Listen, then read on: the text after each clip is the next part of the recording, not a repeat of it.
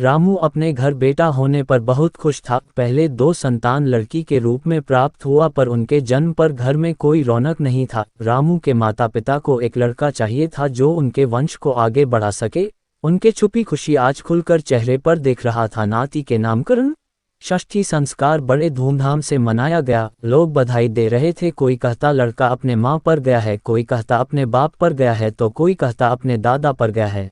नाक आँख कान सबको जोड़ा गया किसी न किसी से, और इन सब से मिलकर एक रूप निखरा जो एक बालक के रूप में आगे बढ़ने लगा। समय के साथ दादा दादी समय के गाल में समा गए। रामू लड़कियों का शादी कर अंतिम में लड़के को पढ़ा लिखा कर शादी कर दिया। एक सुंदर बहू को पाकर रामू खुश था। समय गुजरता गया। रामू और उसकी पत्नी अब जीवन के अंतिम पड़ाव बुढ़ापे में प्रवेश कर गया है। उनकी बहू के बच्चे हुए, जिन्हें पढ़ाने के लिए वे पति पत्नी शहर में शिफ्ट हो गए। उनका लड़का वही शहर में एक प्राइवेट कंपनी में नौकरी करने लगा। रामू और उसकी पत्नी घर में दो प्राणी ही बच गए। रामू खेत का काम संभालता, तब उसकी पत्नी घर में अकेले होती। दिन महीने साल गुजरते गए। अब दोनों का शरीर थक चुका था। खेत को उसके बेटे ने बच्चों के पढ़ाई खर्च के लिए गिरवी रख दिया, जिस कारण बाप बेटे में झगड़ा हो गया और उसका बेटा ने गांव आना बंद कर दिया। रामू के दोनों बेटियां महीने 4 महीने में हाल पूछने आ जाया करते।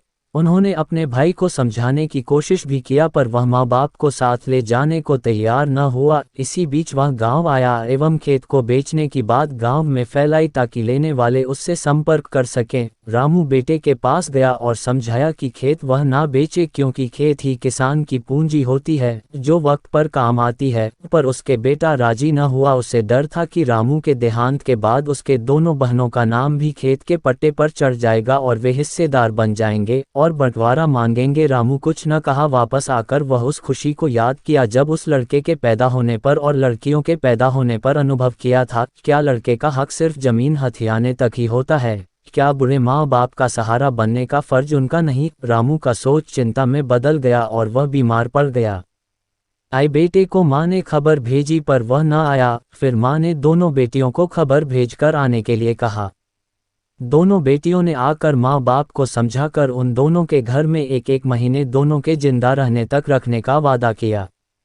माँ बाप के पास कोई चारा नहीं था, ना जमीन ना बेटा। वह गांव के मिट्टी को प्रणाम कर सदा के लिए अपने जन्मभूमि को विदा कह आगे बढ़ गया, उस फेर से भी जिसमें पर इंसान बेटा पाने की चाह किया करते हैं।